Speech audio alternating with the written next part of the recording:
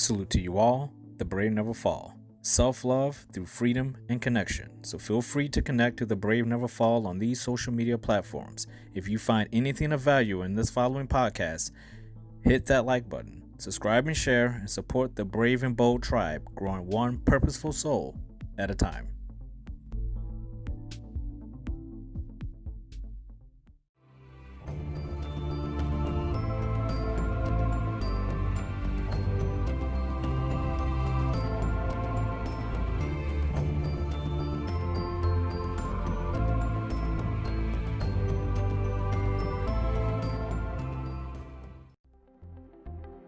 There are no coincidences in life.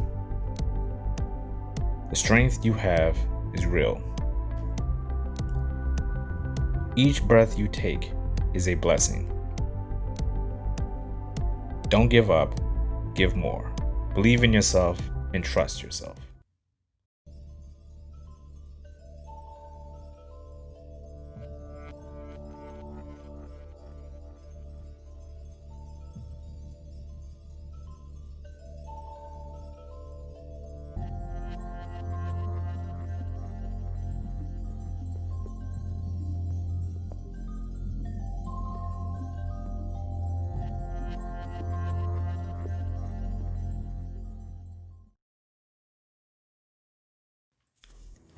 How are you feeling? Take a moment to do a self-check-in for yourself. How are you feeling mentally? How are you feeling emotionally? How are you feeling physically? How are you feeling spiritually? Are you feeling balanced? Are you still journeying on an intentional, purposeful path? How are you feeling?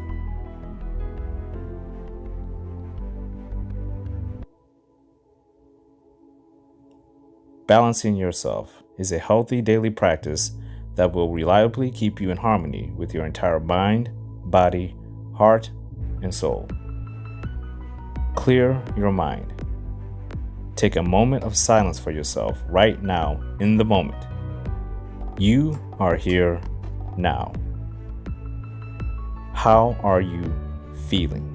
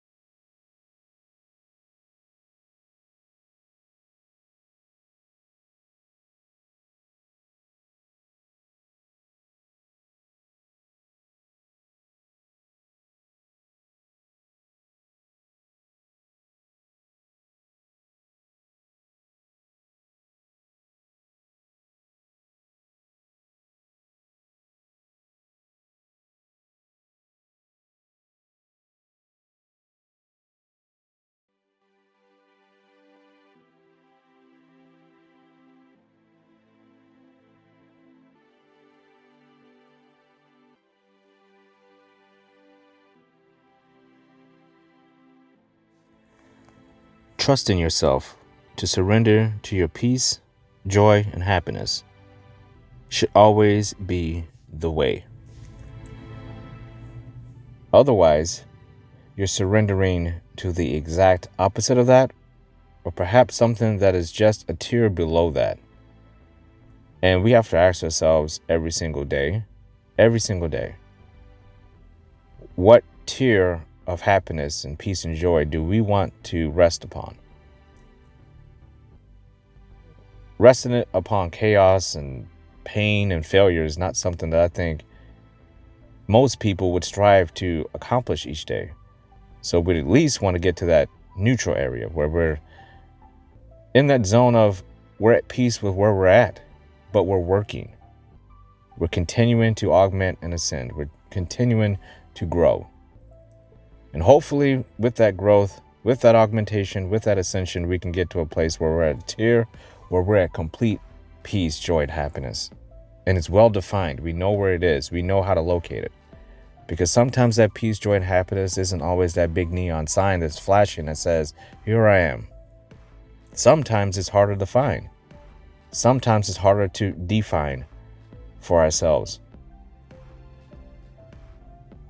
So that area where we can just rest comfortably in our serenity, in our peace, our happiness, and our joy, even though it's not the complete version of that, that is serenity. That is a place where it's comfortable. It's a safe place to return to. It's a safe place to gather your thoughts and regroup and redefine your values and reshape your morals and strengthen your principles in life. And that place is something we own. That's a place that we don't rent out to others. That is our place. We own it. Bought and paid for. But that doesn't mean we can't make additions. We can't fix things. We can't make what we bought and we invested in something that is going to stand the test of time and something that's going to continue to bring us peace, happiness, and above all, joy.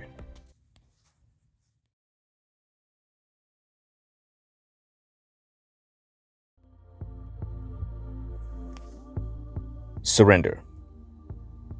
To yield to power, control, or possession of another upon compulsion or demand, to give up completely or agree to forego, especially in favor of another. That is the definition of surrender. In essence, we are prisoners of ourselves. We can choose to look at our lives like it's a prison. Surrender to a life sentence and accept that reality. Or view our life in a more positive aspect. We can escape our quote-unquote prisons of life anytime and convert that mindset to quote-unquote citizens of life. If surrendering is powerful, we must look at the responsibility behind it. In order to surrender to anyone, any place, or anything, we must first know the what are we surrendering to, the whys, the hows. Are we surrendering to life as a prisoner or escaping our prisons as citizens of life? Are we surrendering to pain or are we surrendering to serenity? Serenity, the state of being calm, peaceful, and untroubled. Escaping to a lifetime of serenity at its simplest form is powerful. It's beautiful. It's a dream come true. We all have our own unique outlooks on life, what we want for ourselves, what our definition of what our version of serenity would feel like, look like, and hard or easy it would be to obtain it. Unlike chaos, pain, and fear, serenity isn't easily recognizable.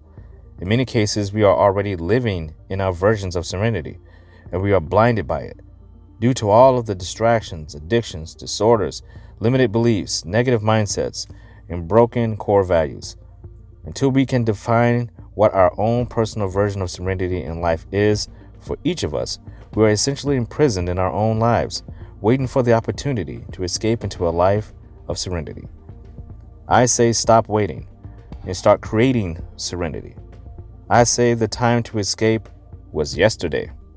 I say the time to create is now. I say it's time to surrender to serenity.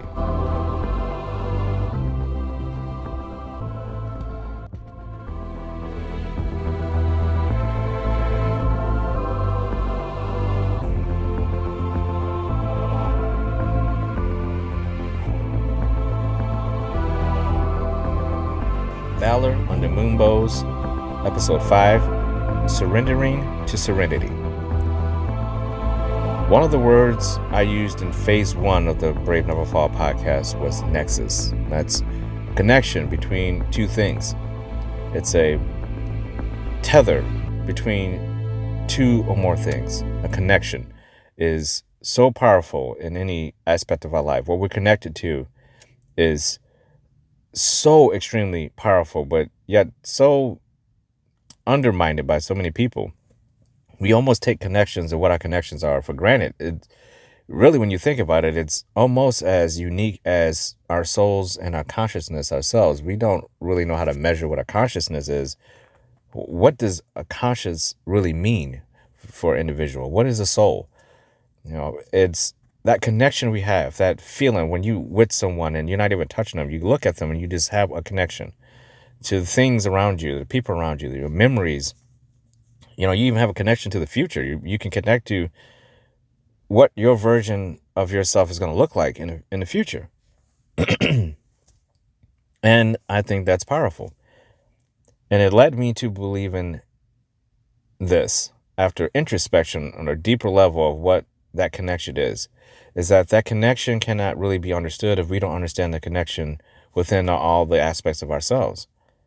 And that's what the Brave Never Fall is all about. It was always about balancing all of the aspects of yourself. What I say, your 4 quadrants, your mind, your body, your heart, and your soul, has to be balanced out as best as possible. Maybe will never be balanced out completely, but the closer we get to what our definition of balance is and reinforce it and strengthen it, we have something. Then the question becomes, should we surrender to that, or should we continue just to look at the aspect of growing it? And I believe there is a good zone in there, a good healthy zone we can surrender to that is not void of pain and disappointment and failure, because I truly believe we need all that. But it's also not void of growth and being able to get more out of each of those aspects, more out of your mind, your body, your heart, and your soul. We surrender to things every single day that is a form of contentment and comfort. When you sit down and grab the remote control and you're ready to watch your favorite show after a long day, is that not surrendering to the comfort of the couch, the comfort of the remote control, the comfort of the comfort food, the comfort of company, the comfort of your house, the comfort of your town, the comfort of tomorrow, knowing that tomorrow after you get done with your long day, you get to do this again? All comforting mindsets, all comforting things that you can surrender to, and it gives you something to look forward to. You ask someone who's starting out their career, maybe 35 years from now, they're looking forward to the comfort of, I don't have to work anymore. I get to do what I want. I can travel. I can play golf. I can spend time with my grandchildren. I can do whatever I want, but I got to put the time and the effort in first. Microcosm scales of that happen every single day in everything that we do. If there's a chore, if you got to clean your house, that the comfort of being able to see your house clean is something you're going to look forward to surrendering to. Why do I keep using the word surrender? Surrender is, let's put it in another way. A lot of times when people hear the word surrender, what do you think of? You think of giving up. You did as much as you could, and now it's time to drop everything and just say, I give up. Okay? You got me. A criminal surrenders to the police. A soldier surrenders to the enemy. That sort of thing. It's just a word. We can surrender to anything. You can apply that to anything. You can surrender to your toothbrush. You can say, I'm finally going to wash my body. I'm finally going to wash my hair. And I'm finally going to walk over to that sink. And I'm going to finally brush my fucking teeth. I'm surrendering to that toothbrush. We surrender to things all the time, because what does surrender really mean? It means this is the best option in this moment versus the alternative, correct? I'm surrendering to this moment because this is the best damn option I have right now. This is going to lead me to the most ease and peace and some form of happiness versus what it could be. What did I just say? Ease, peace, happiness. Surrender. Nexus, connection. We've connected a moment in time to things that we want that brings us peace, happiness, and joy. We can apply that model to anything. To anything. And when you can do that over and over and over again, you start building this word that comes out of the fog, that comes out of the haze, that comes out of all the tears, all the blood, all the pain. And that word is serenity. because that word also has meaning on a deeper level. You ask a lot of people, they might say serenity is unobtainable. It is a fantasy. It's a dream. What does serenity mean? Does that mean you're in some dream heaven state? No. Serenity just means your version of the ultimate peace and happiness and joy that you can bring to your life. And it's a constant state. It can feel like a utopia for yourself. It can feel like a dream state. It can feel like a fantasy. There's a word we use all the time, lust. Lust and serenity are pretty much the same thing. You can lose yourself in the lust when you meet someone. It feels so good. Everything just feels right. Is that not serenity? Because you can only feel that if you surrender to it. You can't feel lust for someone if you're fighting against it, because that's not lust at that point. Which brings me to another point. You can't force serenity. No more you can force lust or force love. You can force love. You could try it. It will not be sustainable. There may be a flash. There may be some turning points, but it's not sustainable. You have to be love, not force it. Surrendering to who you are in any moment is something that takes not only detachment, but it takes a clear understanding of where you're at in the moment to even recognize that you're surrendering to anything. Again, it's like the soldier. If the soldier is in front of the enemy and he looks behind him and all of his soldiers are gone, all of his backup, his captains, his commanders, the generals are all gone. It's just him or her against this army. What options do you have other than surrendering? Unless you want to be killed. And some would say, well, if you surrender, aren't they going to take you hostage? Yeah, but isn't that a better option than dying in that moment? Again, we have to look at what's happening in the moment. In the moment, we're making a decision. That does not mean that that decision has to be made for anyone else. There could be somebody 100 yards away from them that they can't see that's making a completely different decision, and they choose to run and not surrender. They choose to maybe do something more drastic to take their lives in their own hands. Serenity comes down to you recognizing what you want most for yourself. And it's not so much of a decision-making thing. It's something that's going to happen naturally. Again, we're not forcing this.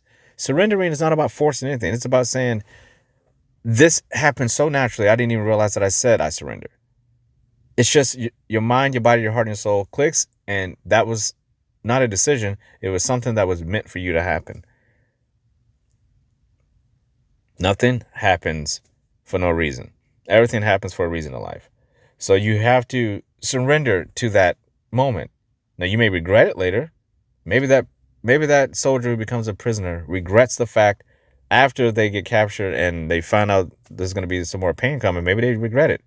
But we're not talking about regret. We're talking about in the moment, surrendering to whatever it is, the situation that you're in, and accepting it for what it is for the time being. That doesn't mean things aren't going to change from that state. And I think that's another thing that we have to think about. Just because you get into serenity doesn't mean it's going to stay that way. I talked about in the yellow phase of Learn, Laugh, Level Up phase 2 of the Brave Never Fall podcast.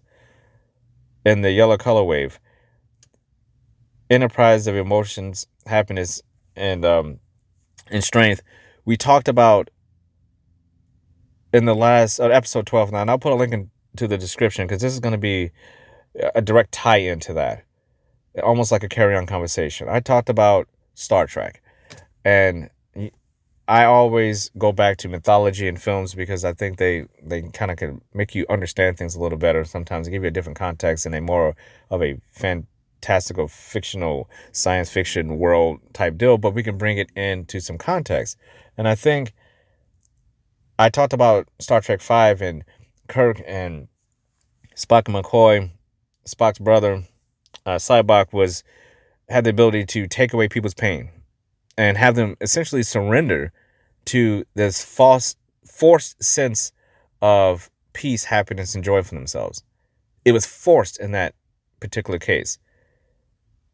Later, in 2 films later, actually, in Star Trek Generations, where basically the old television series and the new television series, Star Trek Next Generation, kind of, it's time for the old generation, Kirk's generation, Spock and McCoy, they've done their time. They've made Star Trek 6, The Undiscovered Country. Now it's time for the new cast of that TV show, Star Trek Next Generation. They get their first film, Star Trek Generations.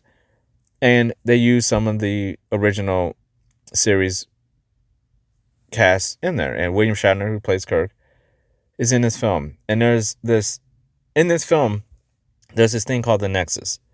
And this Nexus is basically this phenomenon that streaks across space and time. And if you get caught in it, you get caught in this utopia, dreamlike scenario that you create for yourself that you don't even realize you're creating for yourself. You're just living your truth of what your version of happiness and peace and joy is for yourself.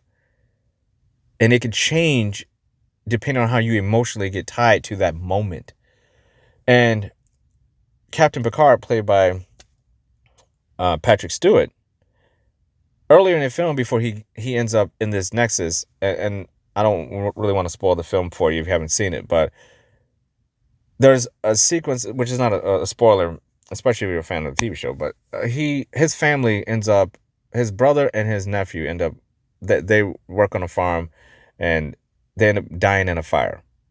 And Picard is completely torn up by this. Now, earlier in the film, again, I don't want to spoil it, but William Shatner's character, Kirk, something happens to him, which causes him to kind of get lost in space and time. I don't want to say what it is if you haven't seen it.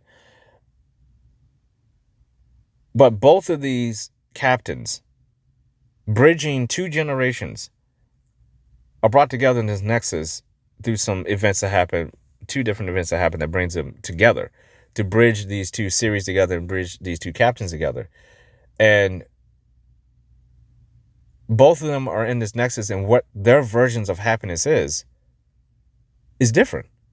Kirk is retired, and his version of it is, I'm just a man who is grounded. I have my house. I have my spouse, my love of my life. I have my horses. I have my land. I get to do what I want. And Picard, his version of that is he's back with his brother and his nephew and his family. They're alive. There's nothing wrong. He's living his emotional truths. But again, it's the emotional truths. It's things that they were tied in emotionally. And eventually, they know that this isn't real. This is forced. This is forced. This is something that we're caught in this wave, this phenomenon, and it's forced. And it doesn't feel natural to them. They can sense something isn't right about this version of serenity, peace, and happiness, joy for them. So they found a way to get out. That is what I'm talking about for ourselves in real life. We can force happiness, we can force peace, and we can force joy, but we know when it's not real. Just like lust or love. If it's forced, it doesn't feel right. It doesn't seem natural. And your mind, your body, your heart, and soul will fight against it and remind you something isn't right about this. It doesn't feel right. And you may live in this version of the truth of your version of peace, happiness, and joy, and not even realize that it's not feeling right. Certain things have to happen. Certain things have to happen in that serenity, surrendering state for you to realize whether or not it's real. And it's not. But once you realize that it's forced, and you realize I'm forcing this doesn't, I don't really like this job. I don't really want to be in a relationship with this person. I don't really like where I'm going in life. And for years and years and years, I thought that I did. Maybe for hours and hours and hours, I thought that I did. It doesn't always have to be a short time period or a long time period. You surrendering to something that feels right to you.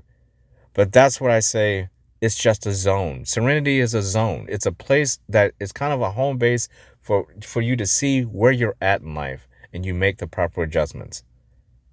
You could think everything's going well, but really there's things around you that's crumbling that you don't see that could be affecting that. And then once that realization hits you, oh, I wasn't as happy as I thought I was.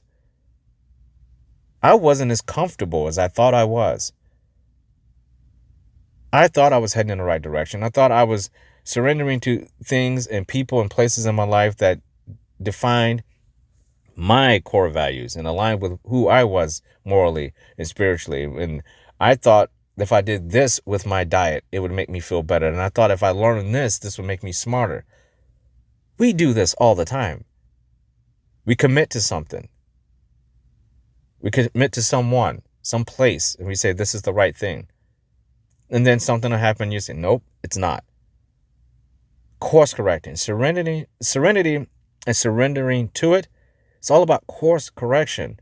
We don't want to just stay in this version of whatever that happiness and peace and joy is. We have to constantly be asking ourselves, are our values, our morals, and our principles still aligning with our joy, peace, and happiness? Is everything still connecting? That nexus, again, connection. Am I physically feeling well, and is that connecting to my happiness the way that I want it to be? Am I living my purpose? Am I fulfilled in the things that I want to do? Or am I forcing it just because I want to be so happy?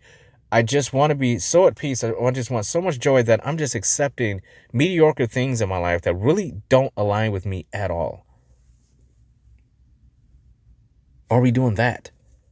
Are we seeking out the wrong pathways? Are we looking at people with halos over their heads when really they have horns coming out of their heads?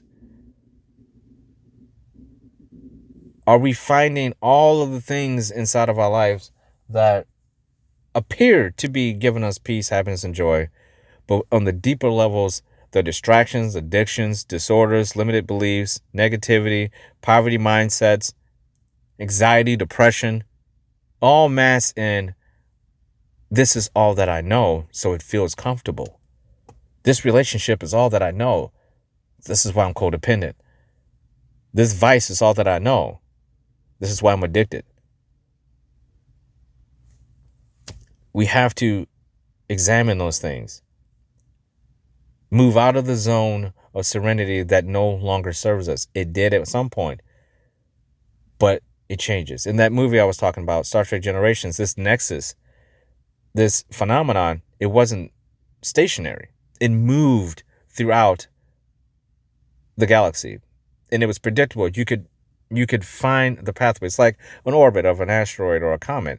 If it gets locked in a orbit around a particular planet, it may go away from that particular planet for maybe 100 years sometimes, but you can track it. Okay, it's going to be getting close to us in about 30, 40 years from now. It's going to be as close as it's ever been. And every 30 or 40 years when it comes around, or 100 years, or 140 years, whatever it is, when it comes around, it's getting closer and closer and closer. That's how I was in that nexus in the film Star Trek Generations, That nexus was moving. And you could either go and search for it, and the villain in the film, he's actively looking for this thing because he got caught in it once, loved what he felt inside of that nexus and wanted to surrender to it again. So he was hell-bent on getting back to it. And he did whatever he possibly could to get back into this thing. Where there were so many other people who were in it and they did not want to go back because, again, it brings you ultimate joy, peace, and happiness, but it's not real. It's a fantasy. And your body and your mind, your heart and your soul knows the difference. And that was the theme of the movie. An underrated theme in any Star Trek film, by the way. I thought that was a very clever concept. Wasn't executed all that well. It's not one of the better Star Trek films for most people, but I thought that concept worked well. They just didn't execute all the storylines in there, but this is not a movie review. We are trying to get to a place where we're not forcing this thing. Because like that nexus phenomenon in the movie, we have things that are coming at us in life that are predictable and not so predictable. We have things that we say, okay, here comes this thing again. Here comes this belief or this disorder or whatever this is. It goes away and it comes back. It goes away, it comes back. I can say that from my insomnia. I've suffered from insomnia for almost 20 years now.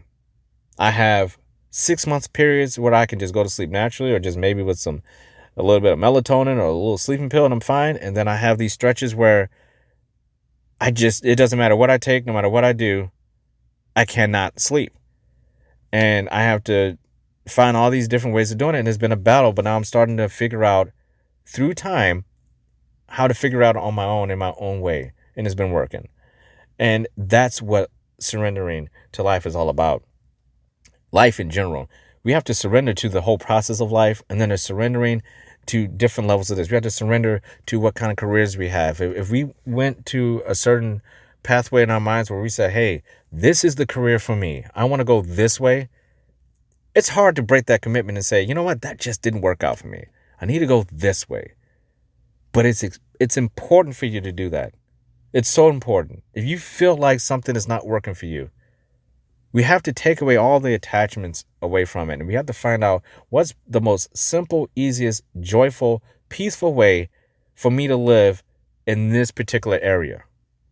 So if your career is causing you so much stress where you can't even sleep at night, or you're stressed out all the time and you're pissed off all the time, I would say you're forcing that career big time. And maybe you need to look at something else. Same with relationships. Same with your finances, same with your hobbies, same with your vices, all of these things, your churches, your affiliations with things that are commonplace. Like if you don't like your doctor, then change your doctor. You don't like your eyeglasses, then change your eyeglasses. You don't like your fucking toothbrush, change your fucking toothbrush. We cling and hold on to things because, but that's what I've always done. You're not surrendering to anything with that mindset. It's impossible. The only thing you're surrendering to in that arena is chaos and pain and doubt and fear and anxiety and depression. That's the only thing you can possibly surrender to with that type of a mindset. We have to adopt the mindset that if something isn't going the way that we want, we have the opportunity and the choice and the decision making to change it. Nobody says you have to change it overnight, but you can say, you know, this career isn't working for me. I'm going to actively start working on another one. I'm stuck in it right now. The decisions of my past have led me to this path, but I recognize that it's just not lining up for me. I'm not vibing with this. It feels forced. I'm not as happy as I claim to be. I'm not as wealthy as I claim to be. In this relationship, I'm just not happy as I claim to be. Someone else is making me happy, and I have to be honest about that. You should not feel bad about that. It's happening for a reason. If you feel a certain way about someone, it may be wrong. You may look at it down the line and say it's wrong, but that's why you have to do your homework on yourself. You have to figure out, is this a feeling of lust? Or am I really in love? Or are we just friends? Or are we just acquaintances? What is this? And you live within that. You surrender to the knowledge you've obtained so far. You surrender to how you feel emotionally, how you feel spiritually, how does your body feel? We have to surrender to all these things. But we can't just surrender into a nothingness. You have to have something to surrender to. That soldier out there surrendering to the army isn't having delusions and hallucinating that he's surrendering to someone. There's something out there, a threat that he's surrendering to because he feels it's the best option. She's feeling like that army she's standing in front of is going to, it's easier just to say, I give up. Same with the person who's running away from the police. He or she is running around, scared to death. It's just easier just to say, you know, I'm in deep trouble here. Maybe that jail cell just seems a little bit better option than getting shot and killed or hurting other people. Our minds are powerful. It may tell us it's wrong, but that's why, again, we have to have all the elements connected. You can't just go off one. You can't just say, my mind's telling me to do this, and ignore your heart, your body, and your soul. You can't just look at your body and say, I'm strong enough to do this act. But is it a smart act? Just because you're smart and you're strong doesn't mean one overrides the other. Everything has to be connected. Everything has to flow. Everything needs its own natural course to play itself out. Otherwise, that is not peace. That's not joy. That's friction. That's you going against the grain unnecessarily. Making decisions and doing things that don't feel natural. It's tough. Nobody said that is easy. We're just trying to get to the simplest form of, again, whatever happiness means for you. And you try to get as close as possible. The easier we make life, and we get rid of all the baggage and all the drama and all the excuses and all the procrastination and all the extra stuff that we don't need, you see so much clearly. You see so much clearly. Clarity is so much more obtainable when you start getting rid of all the things that are blocking your vision, of all the people that are blocking your vision, of all the places and things that are blocking your vision, that are blocking your pathways to get to where you want to be as far as peace goes, because that's where the real work begins. Once you figure out, okay, this is my version of peace, then the work begins. Now you have to keep it. That doesn't mean get so comfortable when you become lazy and out of shape and you stop learning. That doesn't mean stop. That means start. Once you find it, you start. You start building. You start ascending. You start doing the things in life to say, I want to build on this peace, this joy, and this happiness. And it's well defined because I've done my homework on myself and I know this is what I want. Yes, in the future, I'm going to have to make some adjustments on these things because maybe I'm not so aligned with it in the future, because life happens to us. It will continue to happen. You will have to make adjustments and redefine what serenity is for you, what joy and peace and happiness is for you based on how your life is transpiring and how life is transpiring around you. The conscious effort and commitment and the discipline to stay in what you found, that is the most powerful thing you can do in this whole exercise, is know that not only is it highly obtainable through finding out who you are and defining yourself with your values and your morals and making things as easy as possible, but B, it's sustainable. Sustainable doesn't mean you don't make adjustments and course correct. It just means you're in the flow. You're letting things go naturally, and it's like an ebb and flow. You're going to have to bob and weave. There are going to be things that are going to happen that's going to say, okay, in order to keep this way, you're going to have to move over here a little bit, and it's going to be a little bit uncomfortable for a while. But you can come right back in here.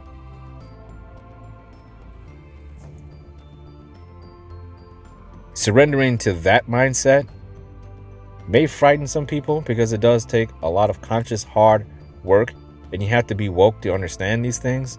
You have to understand that you're capable of achieving happiness and not fight that mindset. But you also don't want to blind yourself to say you're happy about every damn thing that happens to you. The first person you meet, he's the one. The first person you meet, she's the one. The first job you get, I'm good. When deep down inside, you've always wanted more. That person, as nice as they are, just isn't a good fit, and maybe you're just better off friends. Maybe that connection is not as strong as you think it is. It's just a good connection, but it's not the strongest one. Maybe there's a stronger one. Maybe there's a stronger connection with some other job. Maybe there's a stronger connection with some other church. These are things that we have to understand in life. You don't have to surrender to something and just stay in it. Redefine it. Keep looking at it. Keep digging. Keep figuring out if there's more. Because if it isn't, you're just reinforcing what already is and making that even more powerful. We have to examine it. We have to say, what is it about this thing that I love, this person that I love, this place that I love? How does it really fit in my life? And could I go a lifetime without this person, place, or thing? Am I happy with all my hobbies and my career path and my finances, my location that I live at? Am I happy with my family? Am I truly living in my peace, joy, and happiness? Is this truly my definition of serenity? And am I truly surrendering to it, if that's the case? All questions, all things that have to have time to explore. But luckily, we have a lifetime to do it.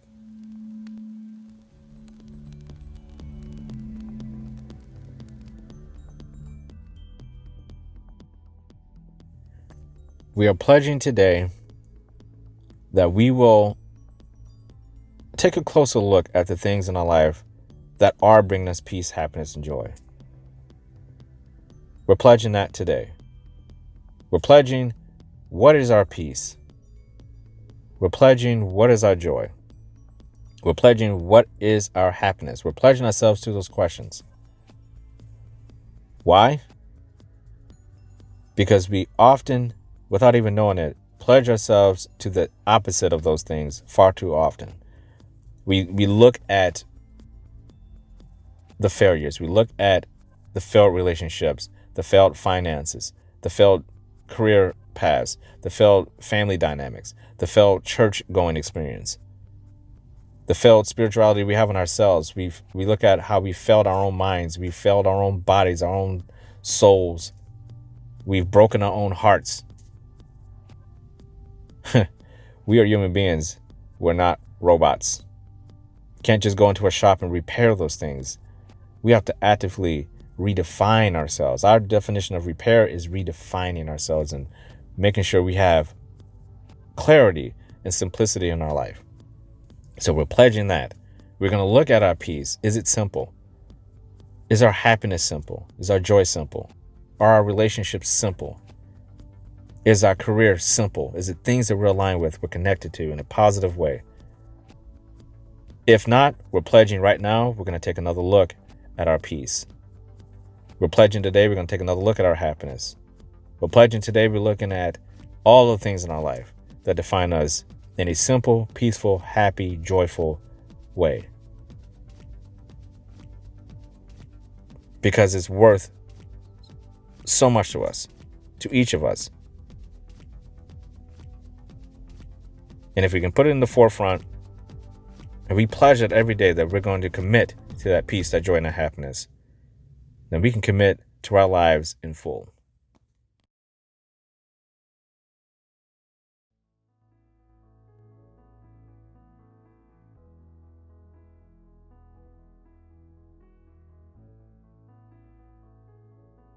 This is your day. You are here now. These are your moments. You own them. You are brave, bold, powerful.